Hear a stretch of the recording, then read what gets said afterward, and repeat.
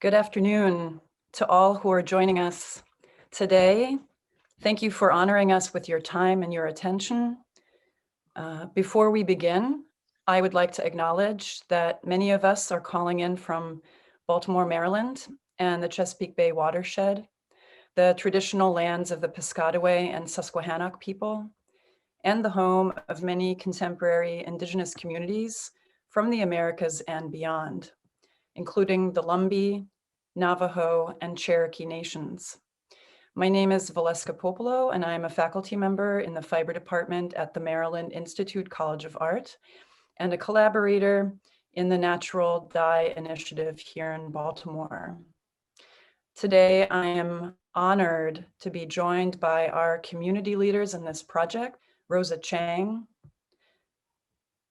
Omolara Williams McCallister, Kenya Miles, Kibibi Ajanku, and myself.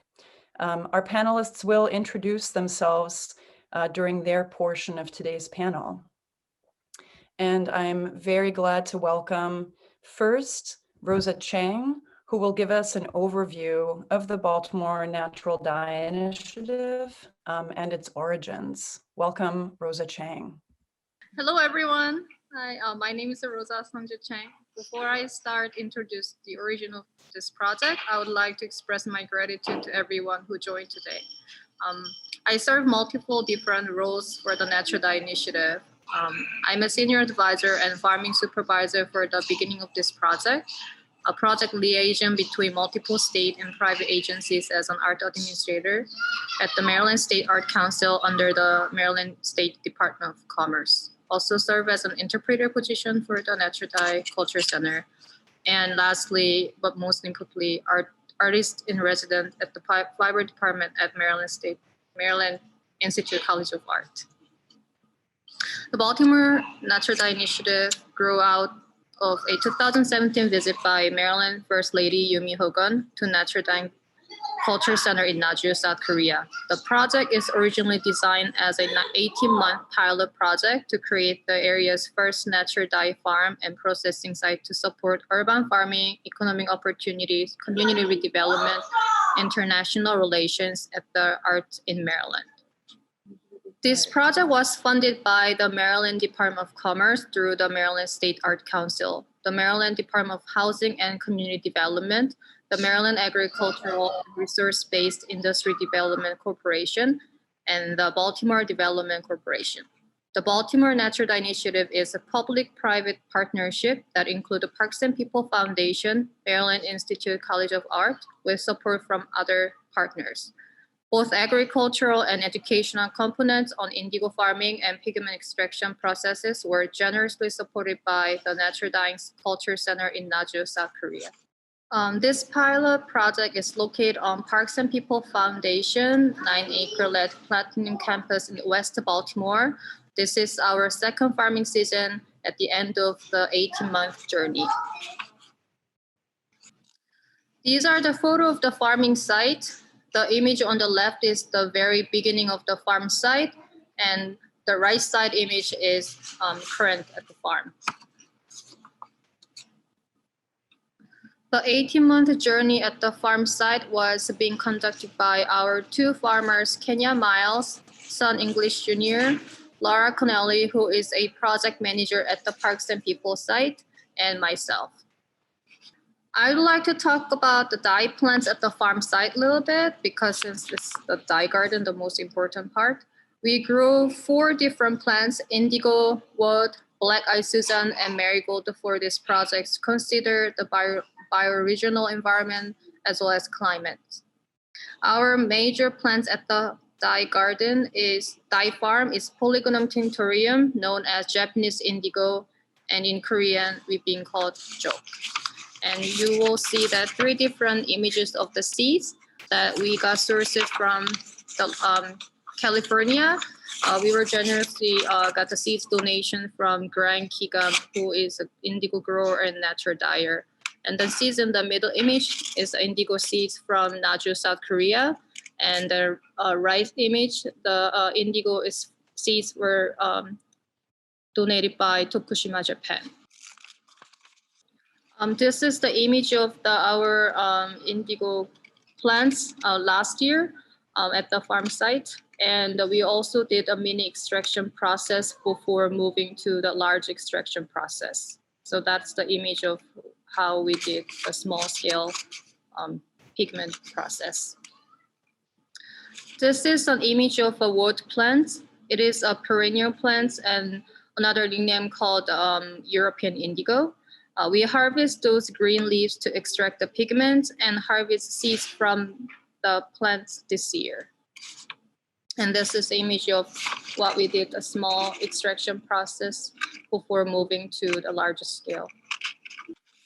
These are images of black-eyed Susan and marigold. Black-eyed Susan is a state flower of Maryland, bioregional, and also create the beautiful olive shade on wool yarn. You will see the image on the bottom part. And also we do have marigold that currently I'm wearing. It creates beautiful yellow color, by the way. Yes. This is an image of the indoor seedling facilities at the Parson People Foundation. We installed those shelf with the green light, and also you will see the image that we grew the seedlings first before transplanting into the ground. I wanted to show beautiful plants photos. This is the various images of the farm site last year. We did several volunteers day at the Parks and People Foundation, and you will see that black-eyed Susan flower on the right bottom, and as well as indigo plants in the middle part, and also we transplanted around like 500 pieces of black-eyed Susan plants in the beginning of the year. Engaging with the youth and students with nature dyeing curriculum was very fun during the summer season at the farm site. Our farmer and also amazing nature dye artist, Kenya Miles, led the summer camp. These are images of our first official indigo harvest day last year at the dye farm. The First Lady of Maryland also visited our farm site to oversee and help with harvesting. We also did an outdoor indigo dye sessions that day. There were many unexpected moments and urgency around the dye farm this year due to the national pandemics. We are very grateful for our farmers who continuously did their best on cultivating dye plants, and we are beautifully wrapping up this 18-month journey with harvesting our indigo seeds next Monday, October 19th. Thank you, and I hope you enjoyed a short version of our 18-month journey. Thank you so much, Rosa Chang, for all of your leadership and all of your hard work, and for adorning yourself so beautifully with the amazing marigold today.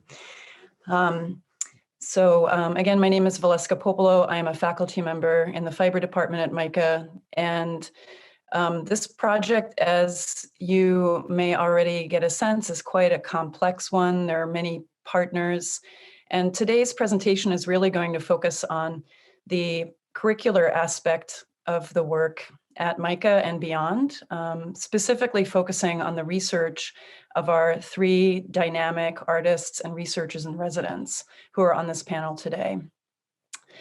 Omolara Williams McCallister is going to reflect on the curricular aspects of our work, and in the next several slides, I will be advancing through images taken by our amazing photographer, Colby Ware, who documented our journey together. And I think through his photographs, we can get a sense of some of the work that our students and community partners were able to do together. What you see on the screen here are some of the courses in the fiber department that were offered over the last 18 months under the leadership of Piper Shepherd, who was an instrumental advocate and supporter of this project and worked tirelessly to support it.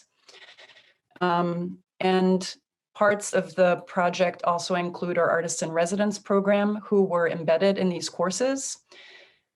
who will be speaking about their research and artistic projects. And then you'll also be seeing a lot of images of various educational and community programs that we were able to support, including visiting artists and scholars like Ghazali Adeyemo and Jonathan Michael Square, an exhibition that students work together on at the Living Classrooms Foundation, specifically the Douglas Myers Museum in Baltimore, and workshops and classes at Neighborhood Fiber Company, Parks and People Foundation, and Blue Light Junction.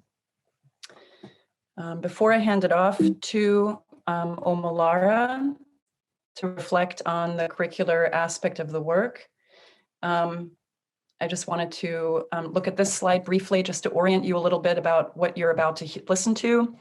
After the reflections by Omolara, we're going to hear from our 3 artists in residence, Kibibi, Ajanku, Rosa, Chang, and Kenya Milds, about their specific research.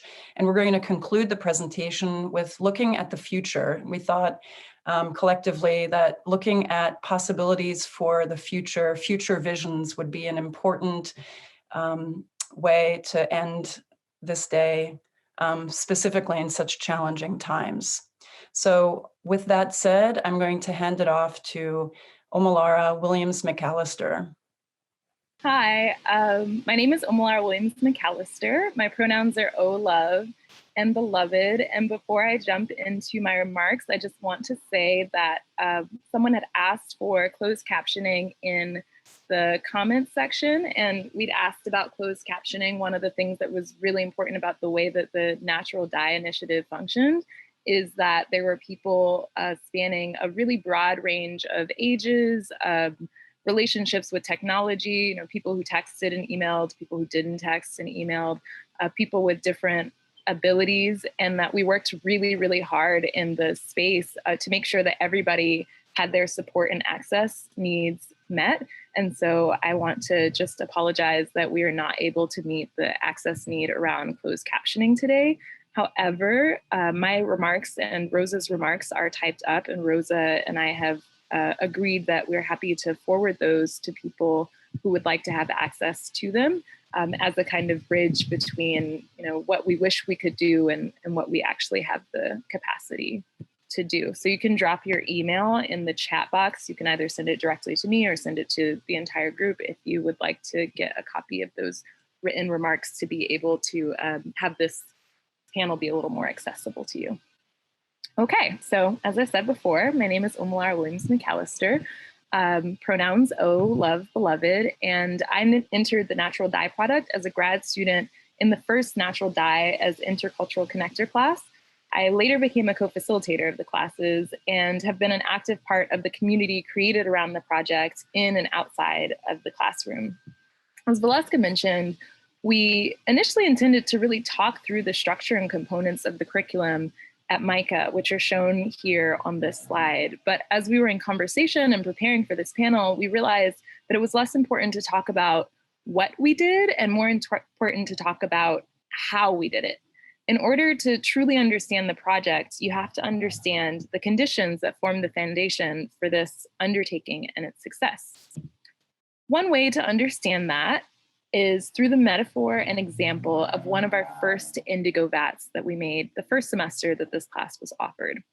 We did all the things that the books and the people said we needed to do. We made a solution, we transferred it into a larger container, we fed it, we cared for it, we checked it regularly. Rosa said that it needed to be warm, so we wrapped heating pads around the vats. It grew ill, as indigo vats and all living beings sometimes do, and then it became apparent that the vat was actually chronically ill. It was being kept in a cold, drafty room in an old building in Baltimore, and Baltimore is not balmy or warm like the South Carolina seacoast or like Yoruba land or Java or earth-insulated dye pits that are kept below the ground. The MICA Dye Kitchen is a dynamic and very well-resourced, yet still cold academic environment that often prioritizes the production of art over the support needed for the people doing the producing.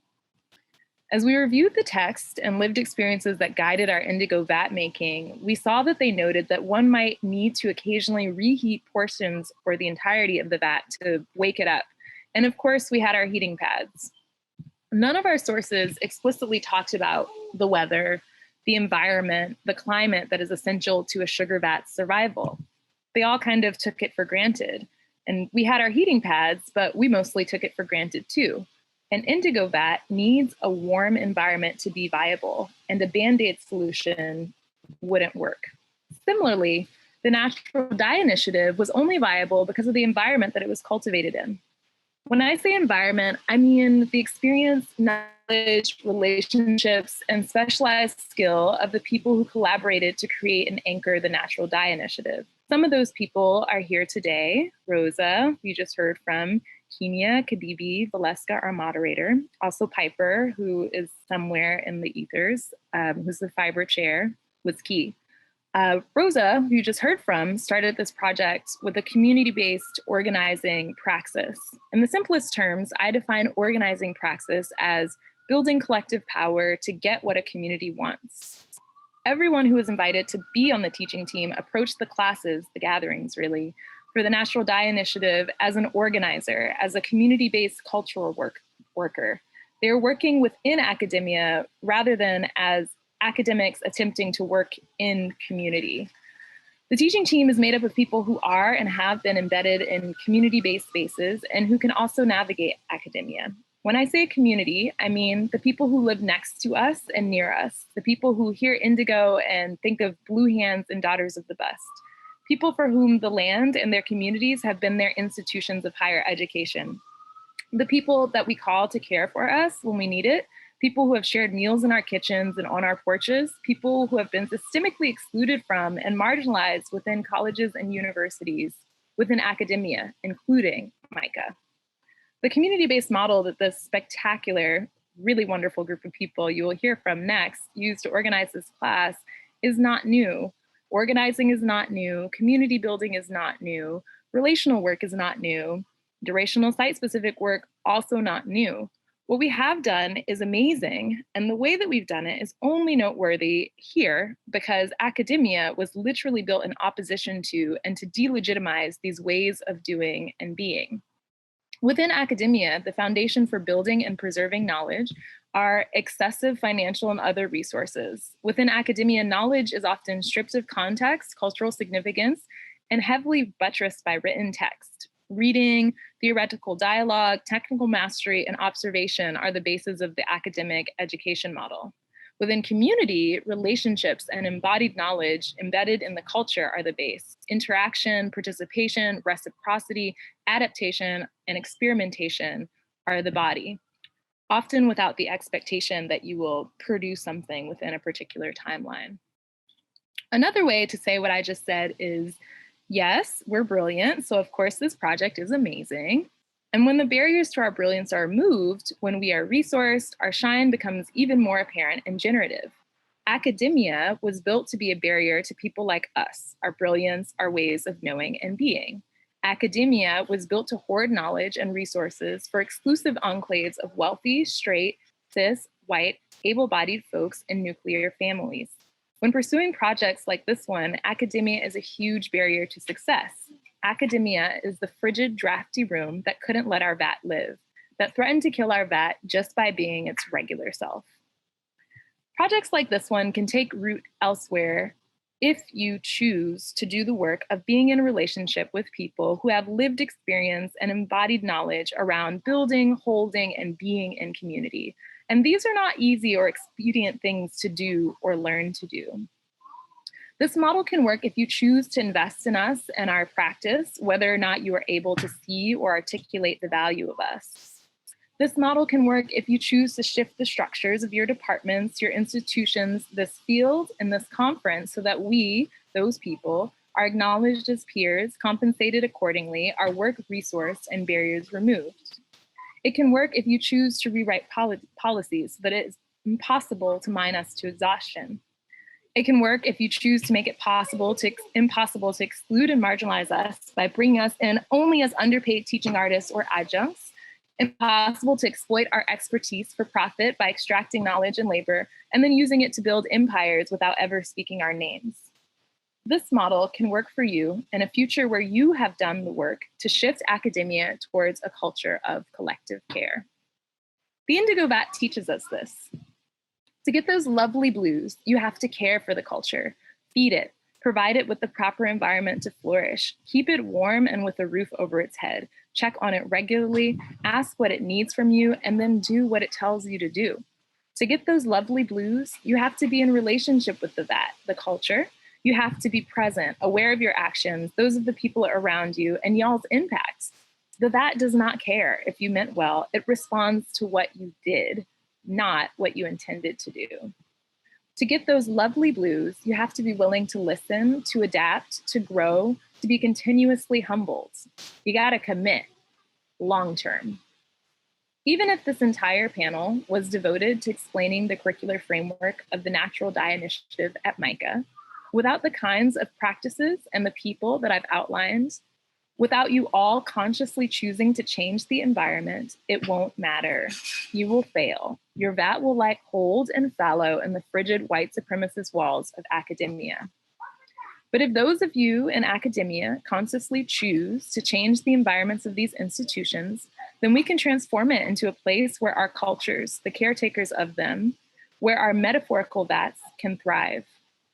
Another way to say what I just said is captured beautifully on the sweatshirt that our next presenter, Kenya Miles, often wears. It reads, "You study the culture, I am the culture." Thank you. Thank you so much, Omolara Williams McCallister, for all of your hard work and energy in reflecting on the experience that we've had as a team at MICA, working through this challenging and complex project and all of the ways that we've been able to learn from one another. Really deeply appreciate you. So at this point, we're going to move from thinking about the curricular structure to hearing from our three artists in residence about their respective projects. And the first person that we're going to hear from is artist in residence, Kenya Miles, about her projects and research. Please welcome Kenya Miles. So good afternoon, everyone. Thanks for your patience. It was a beautiful, just remembering our experience and our time. So thank you, O, for that and all of those beautiful reflections about our experience. My name is Kenya Miles. I'm a natural dyer, a textile artist, and a farmer, co-farmer at the Parks and People Foundation as a part of the Baltimore Natural Dye Initiative, and an artist in residence at MICA. So I'm just gonna explain a little bit about my experience through the last 2 years and talk about some of the things that I've learned and gained, which, to be honest, like, there's so many tentacles of this project. I feel really grateful to have landed here at this time. I was living on the West Coast for over a decade and came back east and happened upon an amazing project, which gave me essentially a family of people. So I'm grateful for that. So one of the things that I had the great fortune to do was to be able to teach throughout this project. I have been teaching natural dye for the last 7 years, mostly on the West Coast, and was really fortunate to be able to come here to teach a workshop and then be invited to be a part of this project.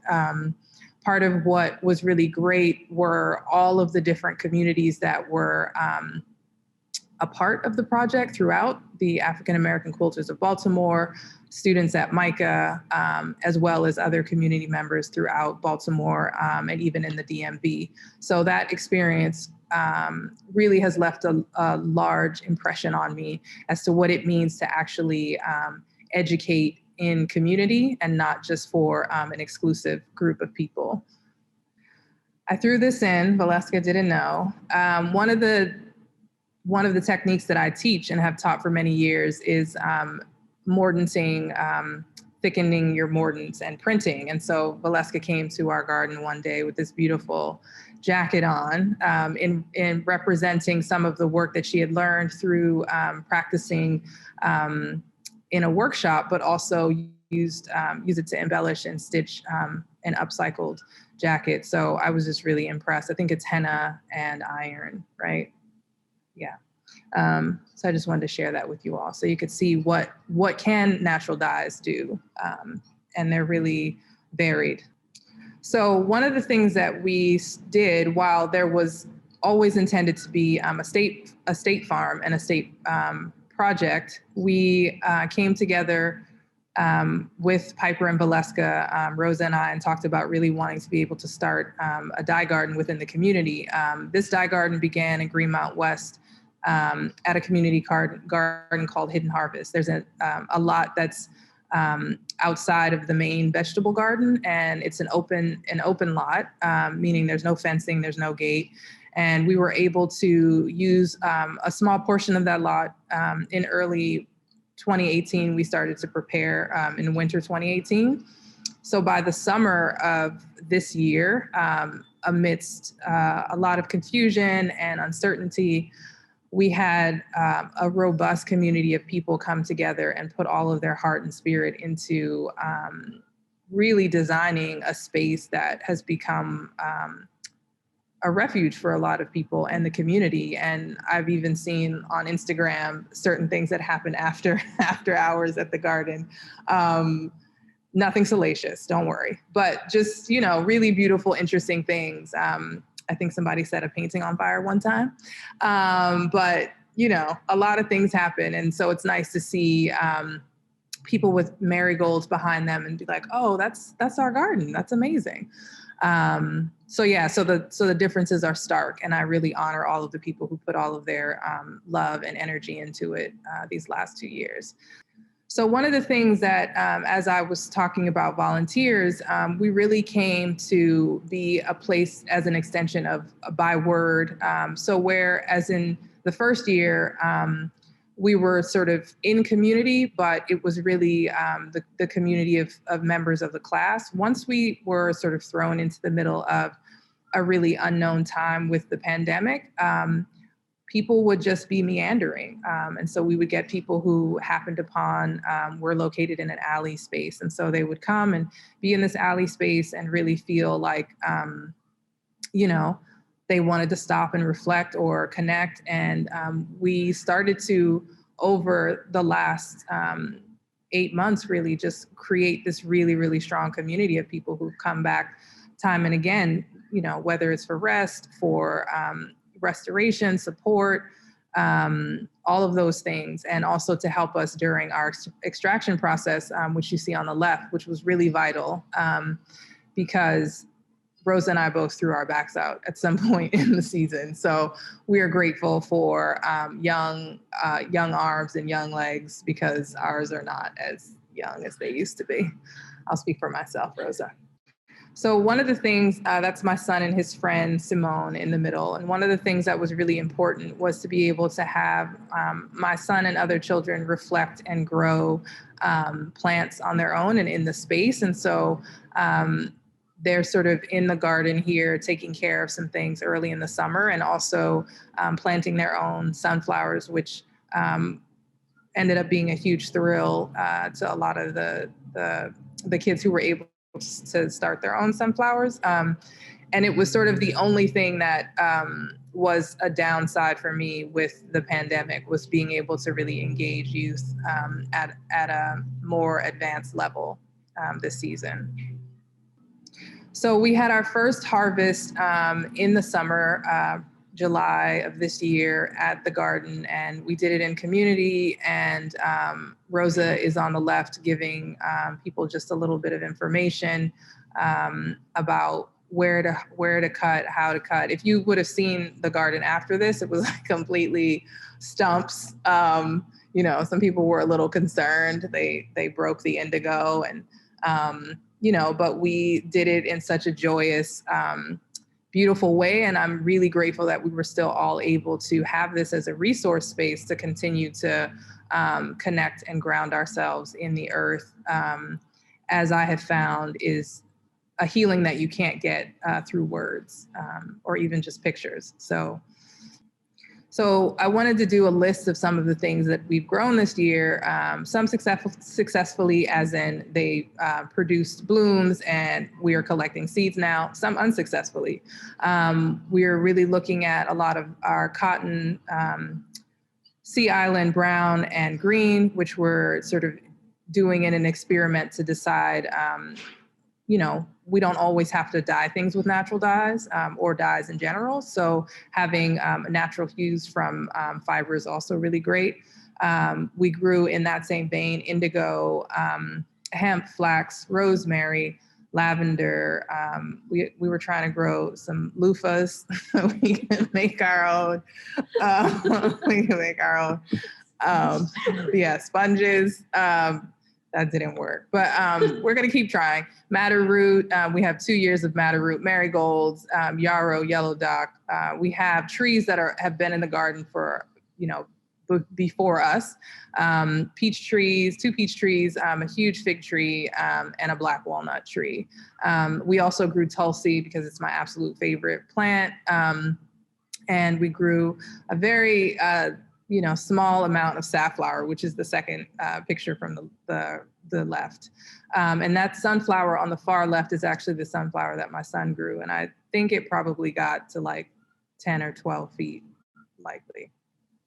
So this is the garden currently. I took this picture maybe a week or 2 ago. We've been getting really intense rains, but the garden has really come into its sort of resting restorative season where it's putting out its seeds, it's planning to continue the life of its species, and we honor that. And one of the things that's really valuable to me right now is thinking about not having pristine gardens and having wild spaces, and really thinking about rewilding the city in a way that allows us to thrive and to be able to be set inside of nature and not for it to be separate or in the county or an hour away, where we have to really make more of an effort in our everyday. I want people to have access to this space. So we continue to grow it in community. We continue to grow it and to let it do its own thing. And so that has also been a really important lesson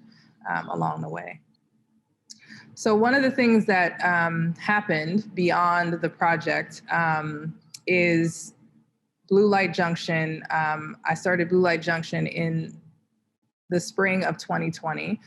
Blue Light Junction really is an independent studio that relies on the relationships and comes from the relationships of the Natural Dye Initiative. And so seeing all of these beautiful, amazing people together, and our thirst for knowledge and for community and for collective understanding really pushed me to basically go to several communities and several organizations and to ask for seed money to take on the space that is literally right next to the dye garden. And so Micah allowed us to do that with a grant.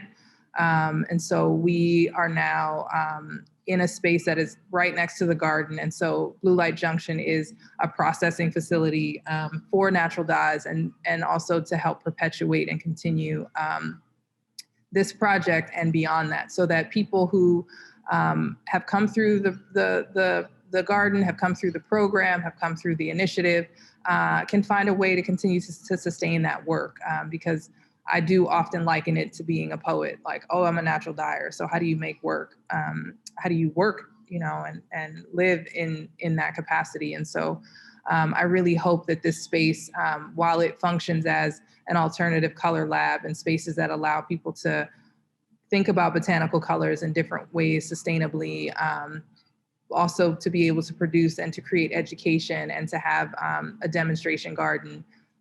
These are the tenets of Blue Light Junction, which ultimately is going to be shepherded into a cooperative. And so these are the beginnings that we draw from in the Natural Dye Initiative. So this is the space. This is our front door on the right, and the studio space. It does not look like that now. We have a lot of things hanging and sort of slated on tables, and we're building little by little. We've gotten a lot of really generous donations from community, from Charm City Cakes. We're always in their basement getting free stuff. So it's been a really slow but beautiful build up. We've had support through a GoFundMe that we will direct you all to, and we continue to need support for infrastructure. And so this is just the beginning. And so we're all doing our best to just continue to ignite the space. And we have people here active, which is sort of one of the things happening now. This is our volunteer time. 12 to 3 every Saturday. And so it's such a beautiful thing to have people kind of just walking in and out as we're doing this presentation, or coming back with buckets of marigolds. So one of the things that we were able to do was to process indigo this season at Blue Light Junction. And so we took 4 farms, 2 of which are a part of a farming dye co-op that we are piloting this year through Blue Light Junction. So we had Cherry Hill and Filbert Street work with us to grow indigo and other natural dye plants, marigolds, so that we could have what looks like a community collection by the end of the season to do 2 harvests. And so we processed Parks and People's plants. At this point in the season, we had about 600 indigo plants at Parks and People. We harvested twice. I actually did a small half harvest on my own. And so I think I've done 8 harvests this season personally. And so that said, all of that needed to come into processing. And that was a really intense time, but also a really great learning time. So here Rosa and I are laughing about something I don't know, but it was really funny. And also processing the indigo through liquid extraction as well has been a practice that we've been cultivating. So here's some of the pigment on the left that we've produced once it's gone through being refined, and we're collecting it. And then on the right, the far right, is an actual indigo vat being made from the pigment. So this is just our community farms. On the left, there are people from Cherry Hill, and actually on the right are the people, Rosa's in the middle, and on the right are folks from Filbert Street Garden, which is an amazing garden in South Baltimore. And so what's been really nice is to be able to have elders and community members who have been doing this work for a really long time, some from childhood in other states, and to really be interested in what it looks like to process the indigo. And we're hoping to offer everyone in the next couple of weeks, like a restorative dye day after the election. How we're looking at it. Yeah, so thank you. Thank you so much, Kenya Miles. Again, such a vast and deep project. So thank you to those of you out there in the audience for following us along as the bus rolls down the road and everybody takes turns driving it. So that's kind of the metaphor we've been using for this project, because as you can see, we're a team. So I'm now going to pass it on to Rosa Chang. And just a note to our listeners, there is a Q&A function. Please feel free to put your questions in there. And then after the presentation, Omolara and I will take a look at those questions, and we will sort of field them to our amazing panelists. So without further ado, please welcome back Rosa Chang. I didn't introduce myself earlier, except my roles within the Natural Dye Initiative. I'm also an interdisciplinary artist focusing on fiber art and storytelling. You are looking at one of my pages from my Indigo sketchbook, which is a visual journal I've been drawing since 2018. As an illustrator, Indigo also became a major topic for my visual storytelling. But this is how I met Indigo. This is just a brief version. So long story short, random meeting with a Japanese man who has a full blue hand from my friend's birthday party completely changed my career. And the next morning, I started an unpaid internship position at the newly opened Japanese traditional Indigo studio in Bushwick, Brooklyn. The following month, I packed everything from my apartment in Queens and moved to my friend's couch who lived close by the Indigo studio to help with my commute. I believe it was all happening in late 2015, and I realized that today is exactly a 5 years mark that I've been falling in love with Indigo. I learned how to make, manage, and mix the Tsukumo indigo vat, and then the rest of the other process, helping workshop, production, making katazume, and just everything you could imagine. I did the internship to apprentice, to assistant dyer, sales associate, workshop instructor, translator, indigo vat sitter, just as many different hats as you could imagine from a small-scale textile studio. I worked 2 years with them until they closed their door. The time when I was working for the Indigo studio, I was also attending my last semester to finish my MFA degree at the School of Visual Art in New York. There were a class called the Mapping the Mat, which is a collaborative project with the Media Lab at the Metropolitan Museum of Art and ran by a Professor Tim Sella. We were collecting data from various galleries and permanent collection from the museum and creating an interactive visual map. Since all my energy and focus was about indigo, I just started researching art and relics specifically related to the indigo from their permanent collections. And then also I found around like 200 artifacts related to the indigo from the Met database. The indigo pigment blew my mind because this is a dye that's being shared and practiced by all over the world. How people from different region and cultures still use the same blue pigments for their own life and being considered as a precious things that really like draw me to falling in love with indigo. And also I learned that I think you saw the swatch from the previous slide that you could create around 42 different shades of blue from one indigo vat. And then you can see the image of different plant illustrations that I introduced Woad Polygonum tinctorium, which is indigo, Japanese indigo we currently grow in Baltimore, and also Indigofera family, which is tropical indigo and also very well known in West Africa. So this is a sketch of the world map to visualize demographic of each different indigo plants. Each shade of blue color also represents the percentage and density of the pigment each plant contains. As an example, Indigofera family contains the darkest and the most amount of indigo pigment among other indigo plants, so I mark it as the darkest blue color on the map. So I was able to create a illustration series to iconize indigo collection at the Met, and also to be able to add the icons in the map as well. And I realized there are all interesting points about the artifacts. So those are all different indigo arts at the map, and you will see that still the colors are all variation. So also through this research, I was able to learn more about indigo from Korea, where I'm originally from, that I didn't have any clue that Korea also had an indigo beforehand. And then I found this artwork that called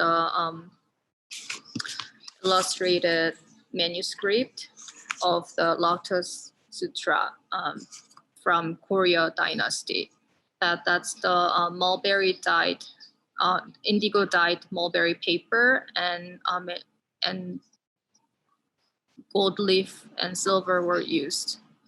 This is a color coding of the floor plan at the museum. Also, I created a scarf map by using the Basen technique, which is a bleach technique originally from Japan.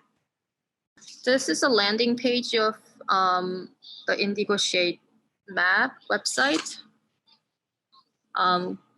With the fiber student and Micah, we were able to research more about indigo, and the concept of the mapping project evolved to finding original locations, history, and cultures about indigo plants. Also during the research, we found more indigo species such as This is a very difficult name. Strobilanthus cusia, Mercurialis leocarpra, and so on. So we created more icon and added the special indigo. So you will see that 4 different icons. That the special indigo and I marked with the green. So this is a captured image of the web version of the indigo shade map. You can click each icon to see indigo stories and culture in each region. And you can obviously differentiate of indigo through the icons. So if you click the one of the blue icon and zoom in, you will see the map of South Korea. This is one of the example of the map. You will see 2 different blue icons that mark in Naju and Jeju Island. You can see a geography of Naju, a hub of the indigo farming and dyeing in South Korea. And you will see that the Blue River, which is a Yongsan River, which create abundant soil and lots of oyster shells that provide natural alkaline substitute for the indigo production. Also, you can see details of indigo of the region and story on the left sidebar. If you click the image, you also can see the traditional indigo dye process in Naju. So I researched the images and also uploaded on the map.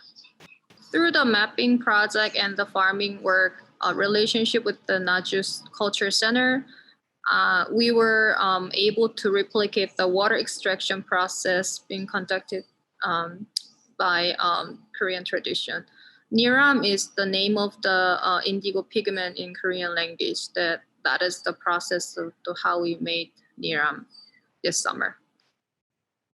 We often also try the labor-intensive traditional way to do extraction process.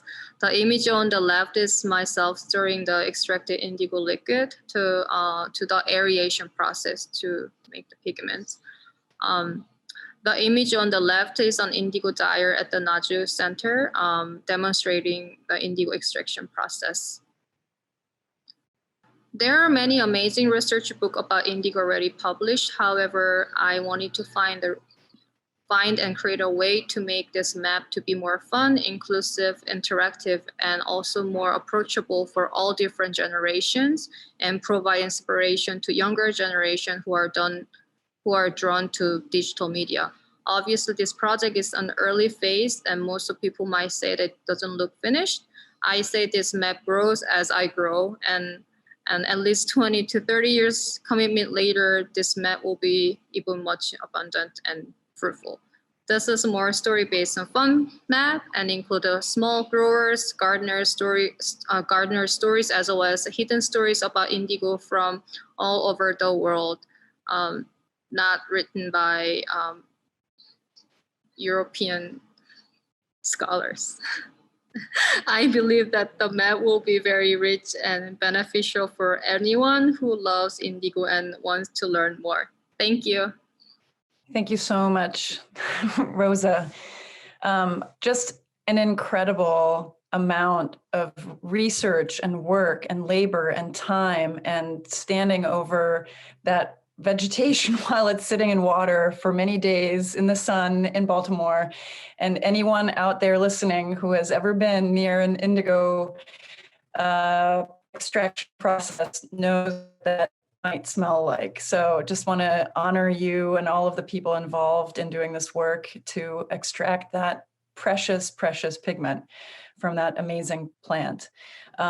So we're now going to turn to Kibibi Ajanku, who will be speaking about her research as part of the Baltimore Natural Dye Initiative, taking us into a slightly different direction now. So please, everyone, welcome Kibibi Ajanku.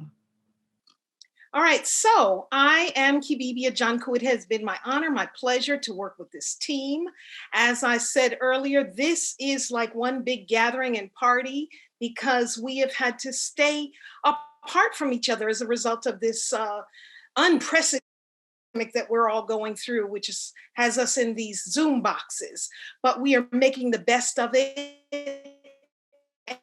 And gathering is giving me heart, it's giving me hope, it's giving me life. So here we are. My work as a fiber artist is my life journey. It encompasses an ever-growing body of exploratory research, image making, exhibition making, with a healthy dose of pedagogy woven through and through. Relationships between historical occurrences and lived history. Artistry allows for a beautifully authentic voice that can shine a clarifying light upon the inequities that exist, hence indigo. So my ever-present effort is all past so that we can understand present, so that we can go with honor and dignity and strength into the future. Therefore, my research goes way back, way, way back. Indigo as the pharaoh's dye. So we're talking about ancient Egypt here, and there are a few iconic images. And what they are showing is that indigo has been part of the Egyptian history and the telling of the storytelling and the telling of Egyptian history through hieroglyphics that have been utilized in so many all-important ways, to include in the tombs. Because as royalty and deities utilize that color of blue in a life-giving kind of way, it also finds itself present and intersecting with Black Africans, with Nubians in ancient Africa. And you see that presence through hieroglyphics as well.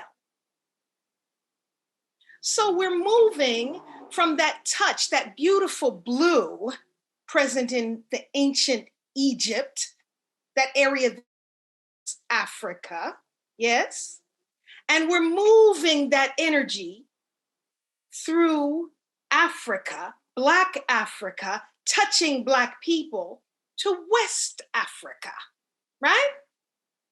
Prominent writers of West African history have linked the Egyptians to the Yoruba people of Nigeria. And you see those beautiful blues right there, present in the marketplace, present in the making, and present in royal experience. Yeah? So in order to really, really dive deeply, you have to go where the dive takes you. Sometimes you have that opportunity to touch in a distant kind of way and bring it to you, but sometimes you just have to be there. So this isn't my first time touching indigo in West Africa, but on this particular trip to Nigeria, Osogbo in Nigeria, I was able to apprentice myself to a couple of elders who were steeped in the tradition of the mothers and the mothers' mothers and the mothers' mothers' way. You see, going back and back and back so that we can find ourselves in the present. So as you look at these dye pits that are on the Nike cultural site in Osogbo, Nigeria, in West Africa, you see that those dye pits that are embedded in the ground to give them great warmth, to make the process consistent, to make the rich and deep blues that are coming from the indigo pharaoh that Rosa talked about. You see that those dye pots are in such great disrepair. They're in disrepair because as we've moved forward into time, the process of synthetic dye has really become present in a way that is changing our touch with the vibrancy of natural dye and the traditions and the history connect to it. The dye process, though, has not changed in centuries. Water and ash to give the dye a glaze is mixed with potassium to fix the color. Finally, dried indigo twists are added and the whole mixture is fermented in a 6-meter deep pit for weeks to give it that really rich, deep blue. Yes. And those pits, that one vat in each pit can last and be used if the conditions are right, as Omolara talked to us about, for a long period of time. 1 year not being an exceptional and unreal amount to expect. Then dipped in dye for between 30 minutes and 6 hours, depending on the depth of color. And really, the range, you can get 42 colors of blue out of a really rich dye pit. Within each dip, in between the dips, as we know, you have to take them out so that oxygen can hit and turn that green magically into blue. And so my journey began with a piece of cloth folded in 10 by 10 squares, very much akin to the process of quilt making, patchwork quilt making, coming out of the history of slavery. Yeah. Use iron blade for straight edges, using chicken feathers of a variety of sizes and shapes to paint with. That is the way it has been done historically throughout the ages, and that is the way it's still done. So if you look over, you can see kind of the implements of the process, and then what my fabric looked like as it was completed, but then it dry and cure for 2 additional days. And then we go to the vat. The vat is prepared utilizing indigo dye balls, that is that dried plant matter infused with a really wonderful cocoa pod ash. And then more cocoa pod ash is acquired and to create an alkaline water as a base to make that dye bath rich and vital. The indigo balls are broken apart and stirred into the vat. And then it begins the fermentation process. This is what it looks like after 2 days, and then what it looks like after 3 days. And this is that very vat that we saw a little bit earlier, sunk into the ground. And so we're fast forwarding here because we are in this Zoom box and you see that fabric coming out. Yes. On the left side, what you see is the final image, still wet, but that is the fabric, the adire pattern and printing and message with using cassava paste as a dye resist.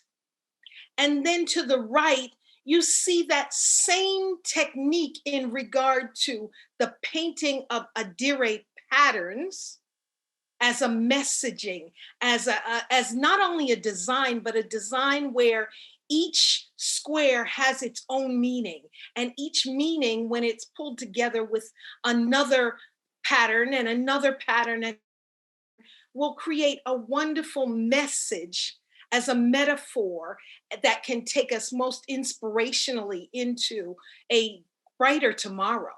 It's something that we can look, read, and be informed by.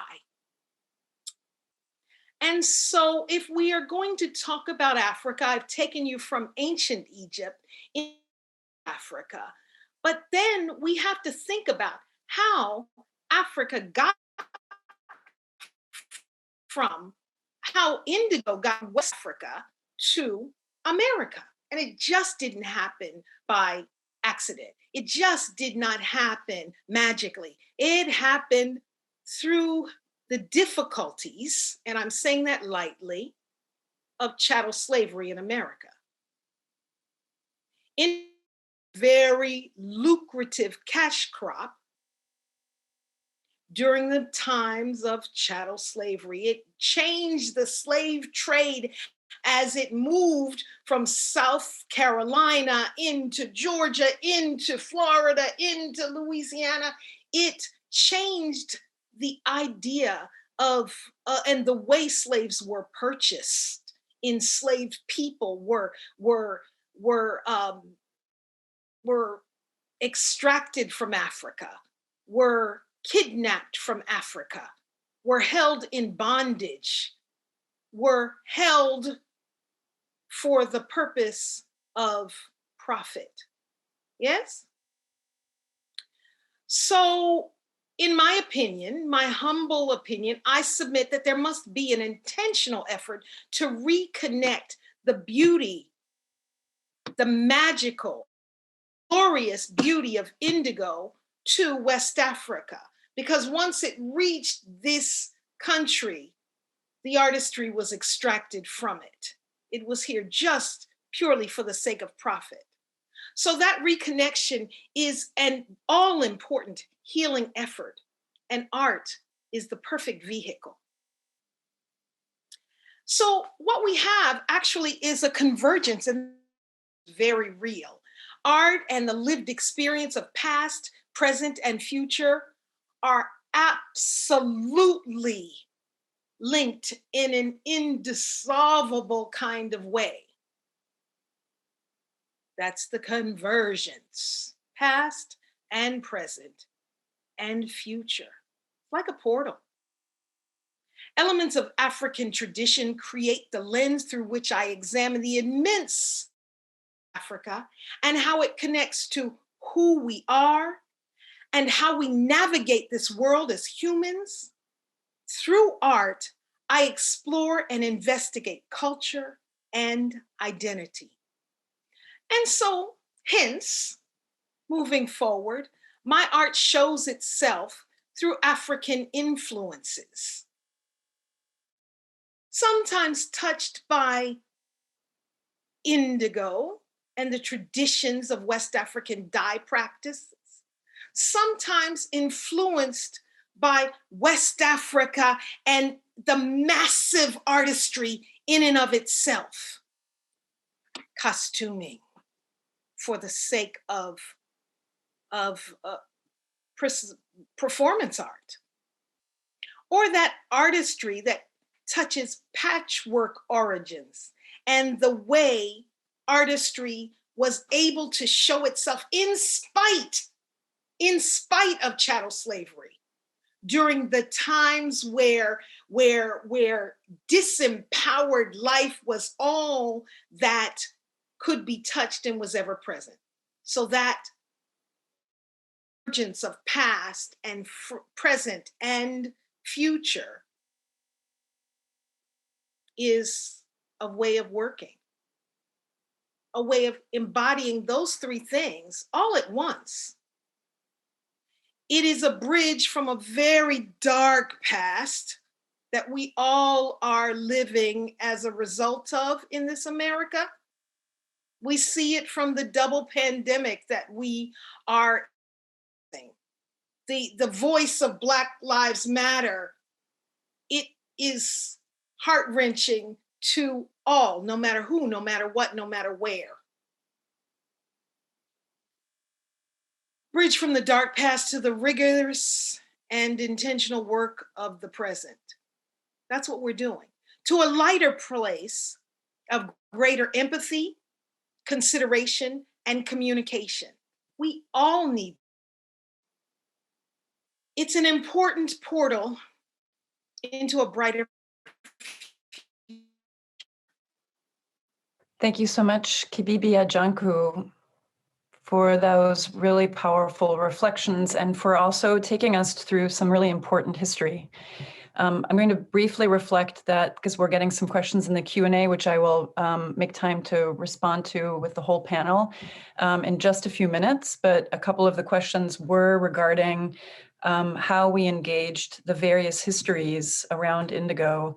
And as one of the faculty members that was affiliated and has been affiliated with this project, I would just offer the reflection that that precisely has been what has been really transformative for our student community and for our entire community, including our faculty, including myself, is working with a group of people and deeply reflecting on how those past histories that Rosa and Kibibi have spoken to inform our present moment and inform the way in which we stand in a classroom together and stand around the indigo vat together, as Omolara addressed during O's opening remarks. So thank you so much for the tremendous energy and thoughtfulness that each of you has brought to this project. In closing, what we would like to do, because this is also one of the questions in the Q&A, is what are these visions for the future that each of you might have? And we're so lucky that we're going to be able to actually hear about those visions from each of our panelists. So I'm first going to welcome back Kinya Miles to talk a little bit about what the future might hold. So one of the things that I'm really excited about through Blue Light Junction is sort of this evolution of how things will continue to grow and continue to process. And so one of the things that I'm looking forward to is also thinking about circular economies and how we can, on the right in this photo is beeswax from the apiary at Filbert Street Garden, which we are working with in our pilot project, but also thinking about how we can use the resources that our urban agriculture in Baltimore is so strong. And I feel really honored to be a part of that. And so also on the left is some of the cotton, the Sea Island cotton that we've grown, and thinking about how we can also use fiber that we have within Baltimore City to create and continue to enhance our production and products within our community. Another component that Blue Light Junction is really excited to be able to offer and to continue to support in our own practice is workshops and sustainability through natural dyeing and through botanical colors. We're also looking a lot at medicinal plants and how we can create sort of a hub for people to be able to have access to those items, whether they're growing their own within the garden, because we will have some raised beds that we're going to offer to the community next season, hopefully. We did receive a small grant from Baltimore City to do that, as well as to be able to continue to build out our facilities so that we can also have workshops. On the left, I'm here teaching the AAQB at Neighborhood Fiber Company, which is also a place where we have come to use and have workshops and continues to have their own workshops. Another thing that was really vital to our project this year, thank you, O, because I did AAQB that up. Thanks for writing that out. One of the things that we're looking forward to is engaging more youth. We were meant to have support the community center of Greenmount West this summer through youth engagement in their summer camp, but unfortunately we had a student test positive for COVID, and so we were unable to do that. And so part of that is creating environments where the kids can feel comfortable and they can come on their own, and they can also engage in sort of casual engagement in the garden through play. So that's really important. So this is my son on the left and he and a friend on the right, actually. And they're being superheroes, but I love the fist up. One of the really wonderful things about having community who are a part of the ever exciting exploration of natural dyes is that you can ask some friends to get in a car and like go on the side of the road and look up native plants for you. And so one of the things that we've been doing is trying to locate where there are an abundance of plants. Like we don't need to grow everything at this garden or in our selective dye co-op farms. What we're really looking at is that there's an abundance of, on the left, this is goldenrod. On the right, this is actually an Osage fruit, which Osage orange, or Osage, as we have come to call it in our community, is used, the hardwood is used to dye really beautiful yellows. And so they are actually abundant, and they were built, they were grown in this area, and still they're in Druid Hill Park. They're in a lot of different places because they were brought in as fencing. And so to sort of give natural borders to things. So there's a lot of these plants that still exist. And so we're just looking at how to do that, how to engage with the environment, with what is already being produced, what is native, and how we can forage sustainably. So another thing that we've been doing, on the left are Woad Seeds, and on the right is a small blue house, which if you've ever been to the garden, this house was a confusing space for us. It was like a greenhouse that we sort of inherited, that was built. It's beautiful, but it also is like narrow, and it's not necessarily super functional, but we've been using it as a drying area. And so a lot of what we're doing is looking at harvesting seeds, drying plants, being able, this is a lot of yarrow actually, being able to utilize those in medicinal ways, whether that's through tinctures or salves or bombs. And so also looking to offer that to the community within the city and beyond that, through seed CSAs and through other projects like that. And so on a personal note, part of what happens when you're in a project like this that's so deep and so exciting and so exhausting all at the same time is that I tend to put aside personal work. And so working within the context of the project and now being inside of Blue Light Junction, the day-to-day has been really extensive, but also because of the pandemic, I've had a lot of time to be closer to home and to work more on my own work. And so on the left, I have a piece that was done with Indigo and mud cloth, which I actually learned through Abubakar Fofana on an online workshop through Botanical Colors. As well on the right, the work I've done for many years is through iron and tannin. That's actually how I initially started teaching, or what I initially started teaching, and later added different aluminum mordants as well. But this is a process that I do. And so the iron and the tannins reaction has always been really amazing to me. And so I started these projects recently, or continued and picked them up. And so this has been a continued process for me this year, which I really am excited to continue to explore on my own. And finally, I have been doing a lot of like personal reflection and healing and ancestor work in my own personal practice again. And so I've been working a lot with thinking about what we carry with us and the fruit, literally the fruit of our labor and what that means for many different reasons. And so essentially, we are our ancestors' dreams realized. And so a lot of that I was looking at reflecting on back, and Rosa was kind enough to be my subject for a grant that I was applying for, or I applied for, to continue this work and sort of look back into our ancestry, of which Kibibi talks a lot about, but thinking about what we carry forth and what we are carrying with us along the way, some of those things positive, some of those things negative, and how we can transform those, and how plants allow us to do that and make space for that healing. So I just wanted to say thank you to the TSA for having us be a part of this. I'm really excited to have been able to share, our past, present, and our future. So thank you. Thank you, Kenya. And I'm also going to reflect a comment that Omolara made in the Q&A that we have just a half hour left, so taking a little bit longer today.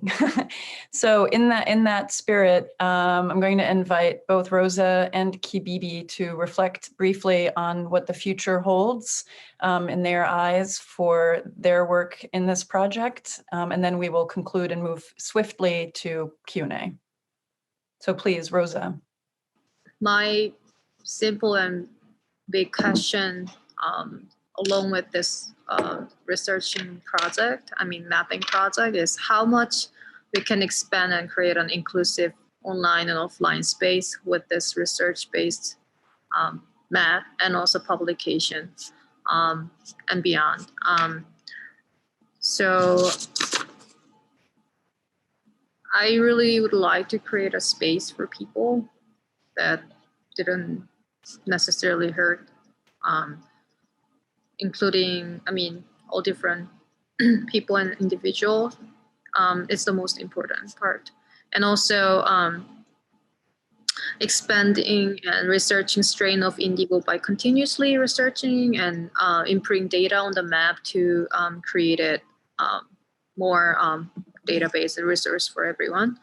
And connecting and supporting people who are in love with indigo, including dyers, growers, suppliers, and more in the world by providing an online space, as well as a directory resource page on the main web page too. Publishing our first periodical artistic magazine is coming up, so I would like to focusing on that as well, and also featuring many emerging artists as well as other natural dyer and cultural leaders. Also printing poster format of the indigo shade map, and supporting local artists and communities. And as what we do in Baltimore, I would like to continue this with many other communities as well. And keep cultivating beautiful indigo and natural dye plants with friends and community. That's my goal. Yeah, and also so on the side note, it will be more like a long-term goal. And through this project, and also as a Korean American, I've also noticed that there are a lot of like Korean books, or even like other books, other indigo dye and natural related books, textile art books in the world that not necessarily being translated by other English or other languages. But that will be more like my long-term goal, that I would like to translate Korean written indigo and textile tradition book in English, so that I can also share my culture and to be accessible. And most importantly, Rosa only wants to live in peace and plants indigo and dream with friends together. Thank you. Thank you, Rosa. And now we're going to hear from Kibibi Ajanku. All right, in terms of reflections and hopes and dreams and visions for the future, as I started by saying that pedagogy is woven through and through. I do this work that is past, that's and present as a portal to the future. I consider it Afrofuturism. That is, because that is about this dream and this imagination that is emboldened and infused with this actually exist right now, So I do consider it Afrofuturism, and I consider it healthy. I consider it the way forward. We are in a portal that is absolutely distressing, but we have the power to make change. So I'm starting with, in my reflections, just a quote from Horace Mann from The Art of Teaching. It's a book that it's old, but this is a truth that reigns supreme. Intellectual truths naturally give pleasure. Leading scholars to discover these truths for themselves gives a natural reward with every discovery. Those who are apt to teach are acquainted with both common methods and unusual methods. And certainly the natural dye initiative is an unusual method. Studying the arts within an academic environment involves both student and instructor in interactive conversations with the context of the artwork at hand. In our case, that work, and as we've all said over and over, touches the past, the present, and the future. This journey has been unique and is a quite magical portal that is actively paving the way and holding space for rich, intentional, and authentic healing dialogue. Thank you for your time. Thank you so much to all of our presenters today, our incredible researchers and artists in residence.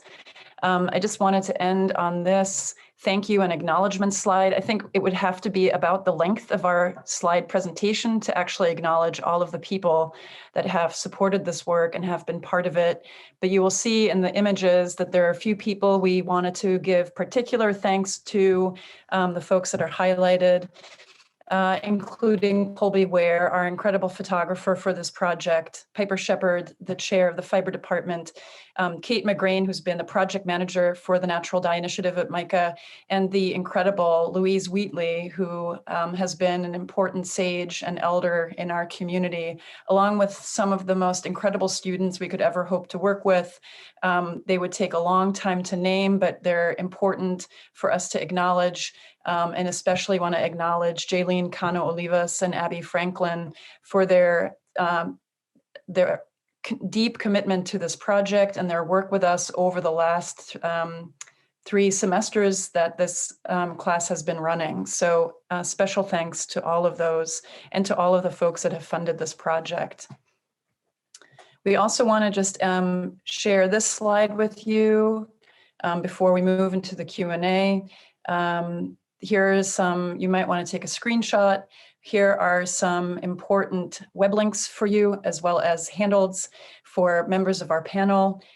If you would like to support the work of Blue Light Junction moving forward, there's a GoFundMe page that Kenya spoke about previously, as well as a link to be able to subscribe to Rosa Chang's Indigo Shade Map first magazine. So I believe that that may be the end of the slideshow. It is, so I'm going to stop the screen share and I'm going to welcome Omolara Williams McCallister to work with me on the Q&A. There are a few questions that are related and similar, and we're going to try to tackle them now in the time that we have remaining. Thank you for everybody's immense attention today. Yeah, so one of the things that we talked about was hosting a tea time so that we could continue being in conversation with people. And I'm wondering if there's a place, I'm looking at you, Valeska, you can't tell because I'm looking at a computer, where people can send their email addresses if they want to be added to a mailing list for information about that and or for information about our symposium that's going to happen. Yes, what I will do is I'm going to write my email into the chat. And if you would like to be part of an upcoming informal conversation with our panelists about the project, since we don't have that much time today for Q&A, please feel free to email me at vpopuloh@mica.edu, and we will follow up with you regarding that. And so Omolara, I know you had some ideas about how to navigate the Q&A. Let me know if and when you want me to read any of the questions or if you want to do that. Cool. Yeah. So the first thing is, if you are interested in continuing to be in conversation, and I've seen some questions around that. I think someone asked about people beyond Baltimore, connecting with people beyond Baltimore, et cetera, then definitely email Valeska so that we can have some more spaciousness and casualness around talking, because we won't get to all of these questions. First, I wanted to just take a moment to get to some of the questions that are asking for resources from specific panelists or definitions, because I think those are pretty quick. So Kibibi, one of the questions was, what is Adire Kampala? If you could answer that. And Kenya, one of the questions for you was about resources, people teaching, and centers on the West Coast for natural dyeing, especially in SoCal and OC, if you have them. In Adire itself is oftentimes connected to the blocks that each have meanings, and those meanings can find messaging and inspirational messaging or guiding messaging. It also is a word that is embodied as the dye resist. The second word, so Adire would be about the dye resist, and the second word is about the actual practice. So it might be a stitch resist, or a wax resist, or a cassava paste resist, or a tie and dye resist. And each one of them is a historical stop. along our legacy timeline, with wax being the last and cassava paste being the first. Thanks, Kibibi. Kenyon, did you want to type that or verbally answer it? No, I can answer it. So in SoCal specifically, I know that there are several artists who are doing indigo. I mean, not indigo, not just indigo, but also natural dyes. I'm trying to, there's Lookout in Wonderland is one. I'm not sure if there's Instagram capacity for people, but there's a woman named Maria, I'm looking it up now. Maria Calderon, who's also, she's an indigenous artist, and she does a lot of work with Ayurvedic and plant healing through botanical dyeing. And I'm trying to think of a couple other people. Yeah, I feel like I'm also in a place where, like, if you DM me, I can just send you a list of names, or send me an email, and I can send you a list of people. But there definitely are, especially on the West Coast, there are a lot of people. A good friend, Christine Vehar, and her wife, Adrienne, are also in Oakland, and they have a store called A Verb for Keeping Warm. They just had a book come out on natural dyes in their practice. And so they do a lot of work. There's also Judy Petit, who does work out of Fiber Shed. Judy does a lot of pigment work, and she's been doing it for the last 12 years. So there's definitely no shortage of folks on the West Coast. A lot of it has to do with connection to the sun, and also just this long, warm, warming space that they work in. So I hope that was helpful. Thanks, Kenya. Rosa, I think this question is asking about resources around starting indigo seeds. Also, Kenya could answer that, I think. Only one of you. What was the question again? It looks like it's about resources that are available on starting indigo seeds, or references. So you were going to say Botanical Colors has resources. I guess I'm trying to figure out what the seed starting is. You just mean to start plants? Is that what you mean? I'm not exactly sure what the question means. Let me see the person. It was from Loretta. So I'll give them an opportunity to clarify that. Yeah, I mean, in our seed starting process, literally, we collect seeds from the season prior, but there are a lot of people who sell seeds. I'm sorry, another person on the West Coast is the dogwood dyer, who is really knowledgeable and Graham Keegan. I feel like we just don't talk to people anymore. So I'm like, who? So one of the things is that you can buy seeds actually from both of those people, Graham Keegan and the dogwood dyer. And so that's Liz Spencer. But one of the things that I've done to start my seeds, which I did differently than last year, was I soaked the seeds that we grew, that we collected from last season, and essentially started to,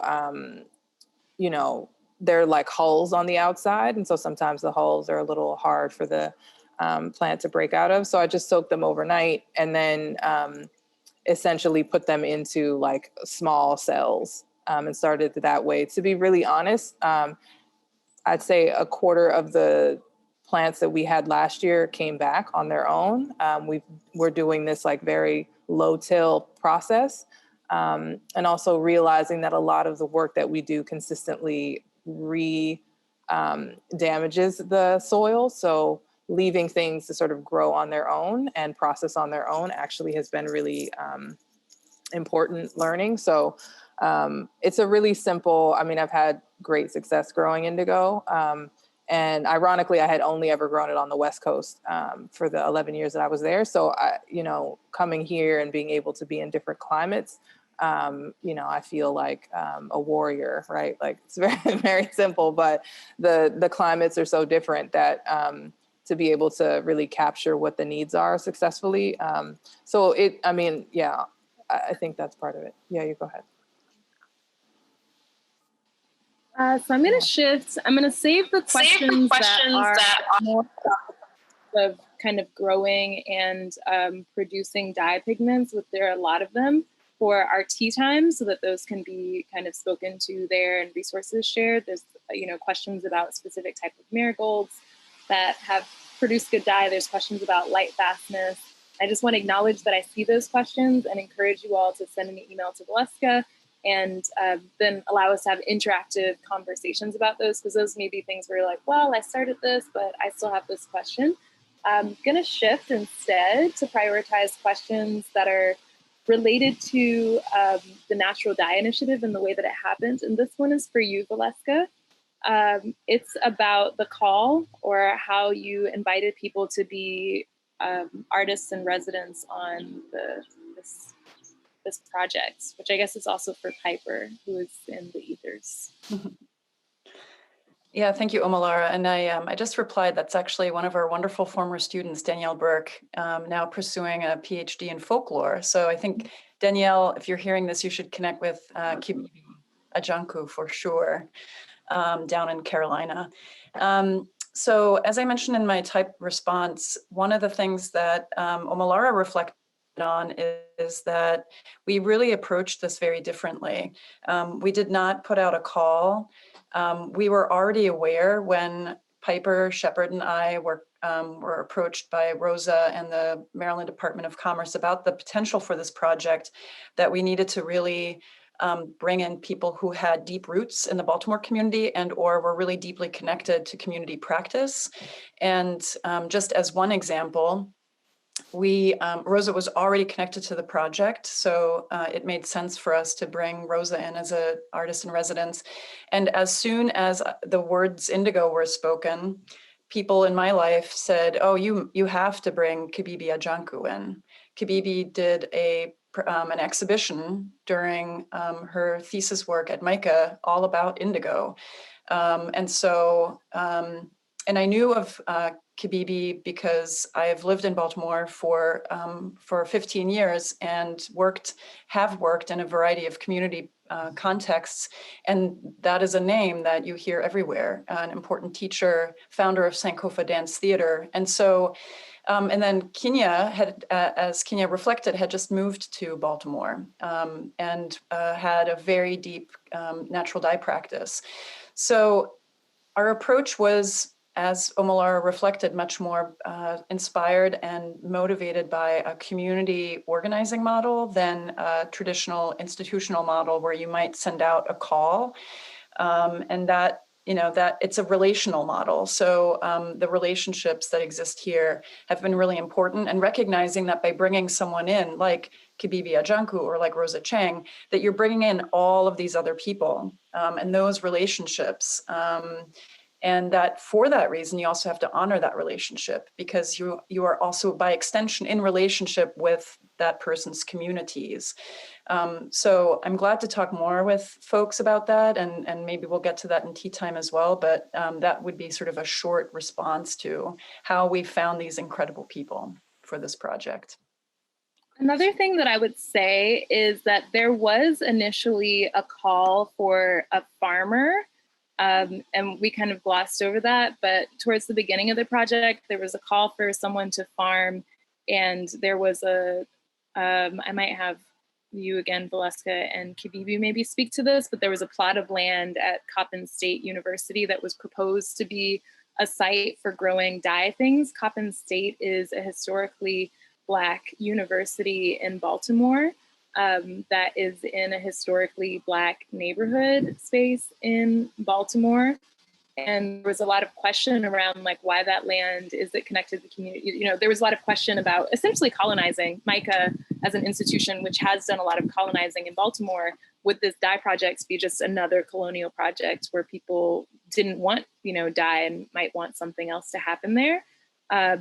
We ended up having Kenya and Son be the farmers in response to that farmer call, and maybe Kenya could speak to the reasons why people didn't answer it, because people saw it, you know, in the farming community in Baltimore and had very specific concerns, which were reasons why people were not applying for that farming position.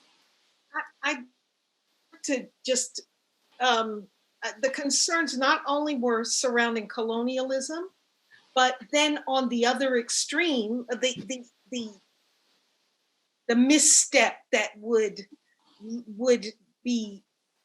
show itself as colonialism, unintentional maybe, but then also that on the other end of the spectrum, the amount to infuse enough financial support to make this a healthy and whole project. So many times people, we witness a piloting into community with a lack of resource, so that thing is set up for failure. That thing is embraced with hope and then is set up for failure. It couldn't possibly, become that productive thing. So both of those concerns happening all at one time. Mm-hmm. I was just going to speak on at least the experiences that I've heard from farmers that, again, Baltimore has a really strong agricultural network and community, and it's really robust. And I didn't know anything about it because I wasn't living here. I wasn't from here. And so once, really taken into that community, a lot of people, once hearing that I was the co-farmer on the project, said, oh, I had heard about that, and then these were the reasons that followed. And so I had a lot of conversations at the beginning of the project. And a lot of what people were saying was that, the space that Coppin had designated was a space that was not having ever been, utilized for growing anything. So the amount of labor that it would have taken to have that space. And so people were then saying, we have space, right? Like we've been here growing on our own land. Can we just put this on our own land? And it, the partners who were a part of that process, which Micah is separate from, were really adamant that it be on this land. And so people didn't feel like it made any sense. And also the RFP sort of set up like a sharecropping model, like you work and then you deliver everything and then we give you something, and not really taking into account, you're asking someone to basically turn, straw into gold and giving them no proper tools to do that with, or expecting them to figure that out on their own, but to still give you output. So that really, and then Parks and People, who had been a part of the board the whole time as advisory, came in and, said that they would take on the space. And that, I think, put it into a very different space where it was kind of like this neutral facility, this neutral campus that had been fully sort of activated previously. But essentially, infrastructure-wise, everything that you needed would be there. And you were also able to have Rosa lead and Laura lead the supervision. And also, I want to really give a lot of honor to Mason, who is the groundskeeper at Parks and People, who has been like our third farmer and has been such a great and important part of this project as well. So that's much. I think that you need to add in that all of the farmland that has been touched by Natural Diet Initiative is accessible. It's in community and accessible, including Parks and People. Okay, and so in this, thank you for answering that question. I just thought that it was important to mention that because it's something that we hadn't talked about in the context of our presentation, and it spoke to the question of how people were invited into the project or became part of the project. There's the larger question about tea time I'll answer. So I mentioned that we were going to host a tea time. The tea time idea is not something that's facilitated by the Textile Society of America. It is not something that will happen for other panels that are presented as part of this conference. It is a thing that we decided to do specifically because we knew that we, in this particular panel format, would not be able to connect one-on-one with people who attended. So we wouldn't be able to say like, hey, we're the Weavers Guild in Baltimore. We want to connect with you and have that conversation during this panel time, but we want to have those conversations and we want to create space to have those conversations. And so we, as the people on this panel and people who are part of the various arms of the Natural Dye Initiative, will be hosting our own Natural Dye Initiative Tea Time Talk, which will be a space where people can come and ask questions or say, yes, I would like to be connected with this project, or I have this very specific question about indigo growing or marigolds, as people have had in the chat space. And so again, I encourage you all to email populoh@mica.edu so that we can put you on the email list and we can invite you to that separate time, which will be happening hosted by us specifically for this panel. And again, thinking about creating a tea time outside of the conference comes from our orientation towards community and our realization that if we were in a conference in real time, we would be able to talk with you after the panel, to meet you in the hallways or over meals, but we don't have that capacity. And so we're creating something else to stand in for it. The final question in these 3 minutes that I will actually answer, because it was a very, Valeska, could you put your email in the chat again, please?